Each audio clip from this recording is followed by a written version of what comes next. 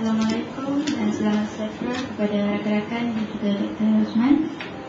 Pada pagi ini kami akan membentangkan projek tanaman bersepadu antara lembu filat dan juga jagung manis. Okey.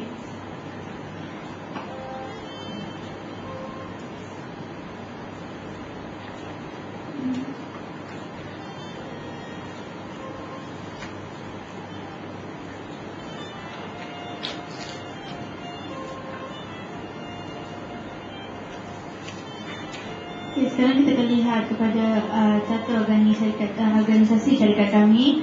Syarikat kami bernama Syarikat Integrated Farming Enterprise, di mana beralamat di F602 Kampung Pantai Perai, Padang Serai, Kedah Dalaman. Saya sebagai pengarah syarikat, Nur Hafidah binti Abdullah, dan diwakili dengan 3 orang lagi ahli syarikat, iaitu Cik Suziana Mayasin akan mengurus bahagian sumber manusia, Cik Zubaidah akan mengurus bahagian kewangan, dan Cik Yunaniza bahagian pemasaran. Seterusnya kita akan lihat kepada latar belakang projek. Projek kami mengamalkan 2 konsep, iaitu yang pertama adalah konsep integrasi, di mana konsep integrasi ini antara konsep integrasi ini mengamalkan konsep dui peternakan antara peternakan lembu feedlot dan juga pertanian jagung manis. Manakala dalam konsep mampan pula, ia menggabungkan antara peternakan dan pertanian, seterusnya mementingkan alam sekitar, di mana peternakan dan pertanian ini saling bergantung antara satu sama lain.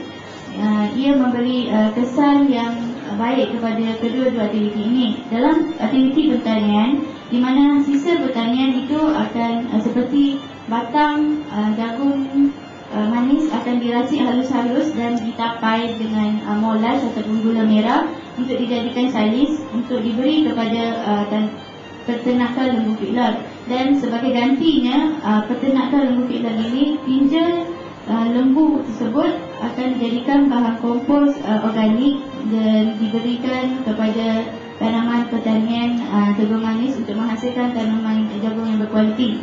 Dalam projek kami terdapat 2 komponen bidang usaha, iaitu pertama adalah ternakan lembu feedlot, di mana kami memilih bakal kasukan Kedah Kelantan ataupun KK, di mana lembu jenis ini tahan lasak terhadap iklim dan juga cuaca yang panas dan lembab sepanjang tahun, dan ia juga tahan penyakit dan menghasilkan daging yang banyak.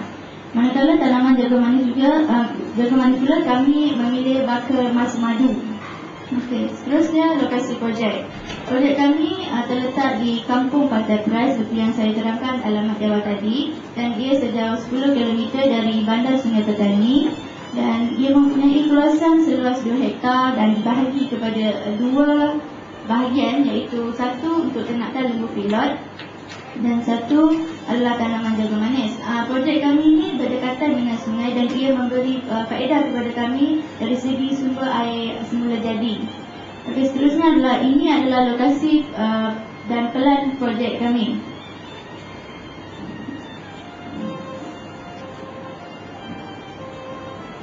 Okey, seterusnya kita melihat kepada potensi projek bersepadu ini. Iaitu pertama, kita lihat dari segi projek ini berpotensi dijalankan adalah kerana permintaan bekalan daging yang sentiasa meningkat dan konsisten, di mana permintaan bekalan daging ini sentiasa melebihi daripada penawaran yang diminta penawaran pelanggan. Yang kedua adalah gerakan kerajaan Malaysia, di mana mereka menggalakkan kerajaan Malaysia sekarang menggalakkan kita menjadi pengeluar produk daging halal dunia. Dan ketiga adalah kepelbagaian produk berasaskan jagung. Seperti mana yang kita tahu, di pasaran sekarang terdapat berbagai jenis produk yang berasaskan jagung, seperti contoh kompleks, jagung sweet corn, dan lain-lain lagi. Dan yang keempat, potensi projek ini juga ialah kos pengeluaran pada tahap minimum dan hasil yang maksimum. Kos pengeluaran pada tahap minimum ini iaitu memberi kebaikan kepada baja dan makanan. Ini kami boleh mengeluarkan kos yang minimal kepada baja dan makanan. Kami tidak perlu membeli dengan kos yang banyak, dan kami boleh gunakannya dengan hasil yang semula jadi, dan hasil yang maksimum adalah pengeluaran kami secara banyak dan berkualiti. Okey, seterusnya adalah tujuan projek. Okey, tujuan projek kami yang pertama adalah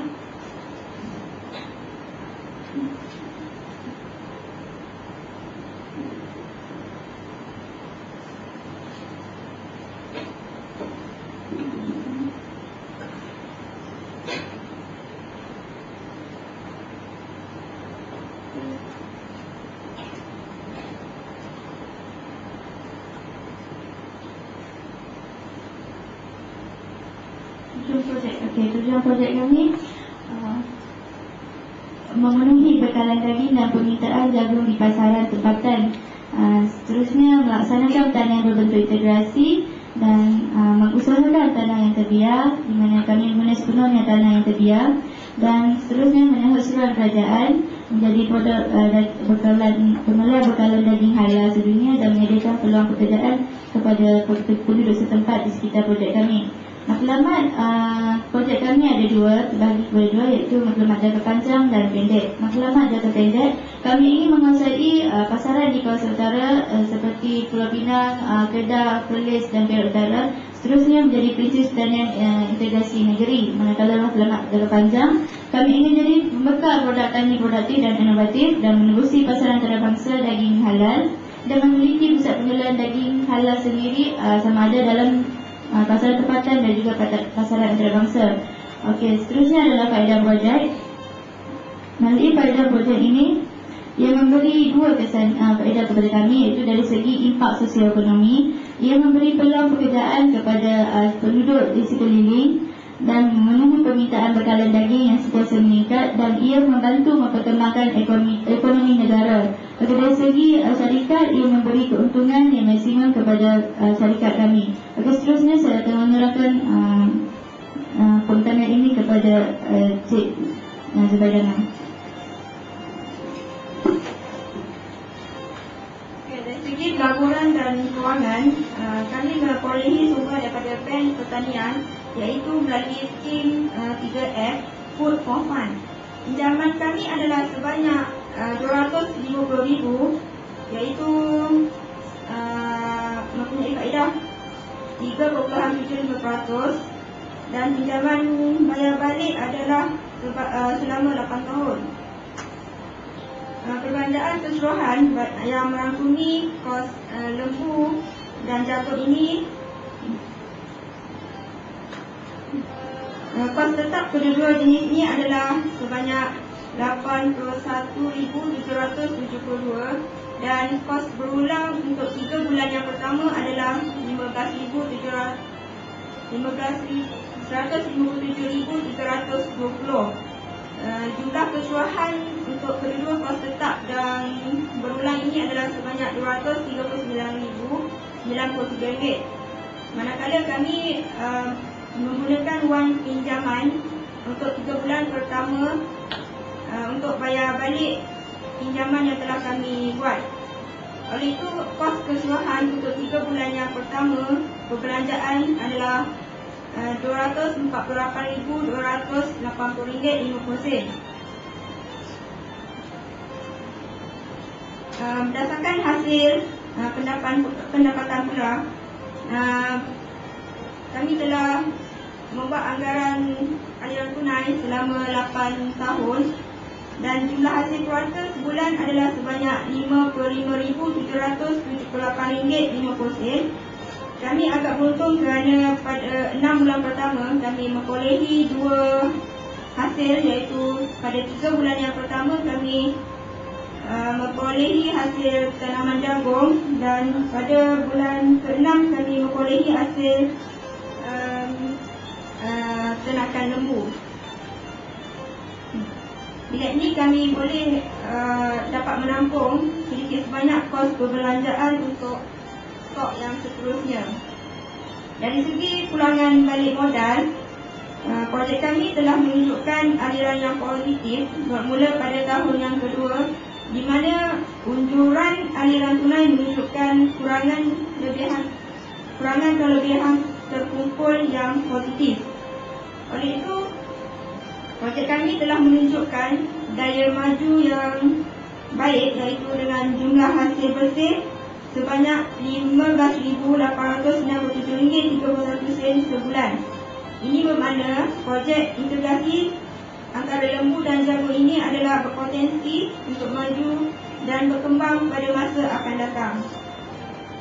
Sekarang saya akan serahkan kepada Cik Yun Amira. Seterusnya saya akan bercakap tentang analisis pasaran, iaitu permintaan bekalan daging lembu sentiasa konsisten. Berdasarkan laporan yang dikeluarkan oleh Pharma, projek lembu feedlot ini memang berpotensi untuk dijalankan kerana dia memberi keuntungan yang lumayan dan permintaannya yang sering meningkat dan konsisten dari semasa ke semasa, terutamanya pada musim tertentu, iaitu pada waktu kerayan dan musim perayaan. Permintaan terhadap pasaran daging lembu ini sentiasa meningkat dan tidak mencukupi, dan negara terpaksa mengimport daging lembu ini daripada negara lain untuk menampung ketidakkecukupan daging lembu ini. Ini akan menyebabkan bekalan dan penawaran daging lembu terus merujuk, manakala permintaannya terus meningkat dari tahun ke tahun. Seterusnya adalah laporan daripada Kementerian Pertanian. Laporan Kementerian Pertanian pula mengatakan bekalan daging lembu mempunyai permintaan tertinggi selepas daging ayam dan juga telur. Permintaan daging terus meningkat dengan konsisten, iaitu pertumbuhannya sehingga 48.6%. Tetapi dia tidak seimbang dari segi bekalan yang ditawarkan dalam pasaran. Ini menunjukkan bahawa permintaan terhadap daging lembu terus meningkat, tetapi penawarannya tidak konsisten. Seterusnya adalah analisis pasaran dari segi harga. Analisis pasaran yang baik dan sentiasa meningkat. Kita lihat daripada harga pemborong dari darab RM per kg pada tahun 2002. Untuk harga daging cicak adalah RM8.37, manakala daging terbantai mencatatkan harga tertinggi iaitu RM13.25. Untuk daging lembu import adalah RM6.66. Harga daging lembu tempatan sebenarnya lebih mahal daripada harga daging cincang yang diimport dari luar negara. Secara keseluruhannya, permintaan bekalan daging lembu ini memang sentiasa meningkat, iaitu pada tahun 2002 pengeluarannya adalah sebanyak 28,390 tan metrik setahun dan meningkat menjadi 40,020 tan metrik pada tahun 2005. Seterusnya saya akan mempersilakan rakan terusnya untuk pembentangan yang selanjutnya. Assalamualaikum. Saya akan membentangkan mengenai portfolio pengurusan ladang. Okey, secara keseluruhannya terdapat 4 komponen utama dalam pengurusan ladang Integrated Farming Enterprise. Okey, komponen yang pertama adalah kami mengamalkan pengurusan yang cekap dan sistematik. Okey, pengurusan cekap sistematik ini kami menjalankan untuk memastikan kualiti pengeluaran kami adalah berada pada tahap yang konsisten. Yang kedua adalah kawalan kos operasi. Ini kami telah serahkan sepenuhnya di bawah portfolio pegawai keuangan kami, dan juga kawalan kualiti pengeluaran di bawah portfolio pegawai pemasaran. Dan seterusnya adalah pengurusan rekod. Ini adalah untuk memastikan pengurusan yang sistematik. Pengurusan rekod ini terdiri daripada dua, pengurusan ternakan untuk lembu dan juga untuk tanaman jagung. Pengurusan rekod ini kami akan mencantikkan segala hasil ataupun segala catatan penyakit yang berlaku pada tanaman dan juga ternakan kami. Okey, yang kedua adalah daripada segi pembangunan prasarana yang terdapat di dalam ladang kami. Okey, terdiri daripada 4 komponen. Yang pertama adalah kawasan folder. Kawasan folder ini merupakan kawasan tanaman khusus yang ditanam dengan rumput untuk makanan lembu. Okey, di dalam gambar tu tadi ditanam dengan rumput napier. Ini adalah untuk menjimatkan kos pemakanan bagi lembu. Yang kedua, ladang ini juga turut dilengkapi oleh bekalan air dan elektrik. Gambar yang di atas tu menunjukkan pam yang mengalirkan air daripada sungai terus ke ladang kami. Secara tidak langsung, kos untuk air telah dijimatkan melalui aliran sungai tadi. Kemudian yang ketiga adalah daripada segi kandang. Okey, dan yang keempat, syarikat kami turut menerapkan elemen-elemen inovasi teknologi, iaitu daripada segi mesin peracik jagung, silage. Okey, yang kedua juga turut menerapkan mesin penanam jagung. Mesin penanam jagung ni kalau kami gunakan telah berjaya menjimatkan seramai 6 orang hos sumber manusia. Okey, seterusnya adalah daripada segi makanan, kami telah mempelbagaikan jenis-jenis pemakanan. Okey, seperti silaj, kulit kayu, kulit ubi kayu, rumput napier. Kemudian untuk yang seterusnya kami juga memberi makan PKC, palm kernel cake. Ini adalah sebagai pemberian vitamin kepada lembu kami untuk menjaga kesihatan lembu tersebut. Okey, kemudian daripada segi contingency plan. Okey, contingency plan adalah satu plan yang khusus kami terapkan untuk mengawal masalah-masalah yang ketidakpastian akan berlaku pada masa akan datang. Okey, daripada segi contingency plan ni kami mengambil tindakan daripada segi mengawal harga jualan, harga pasaran yang tidak menentu daripada segi jagung. Kami akan bekalkan terus kepada pasaran dan kurang menggunakan khidmat pemborong. Okey, kesimpulannya projek integrated farming sendiri yang berhad ini sememangnya berpotensi untuk dimajukan kerana memenuhi permintaan bekalan dan juga menyahut seruan kerajaan. Sekian, terima kasih.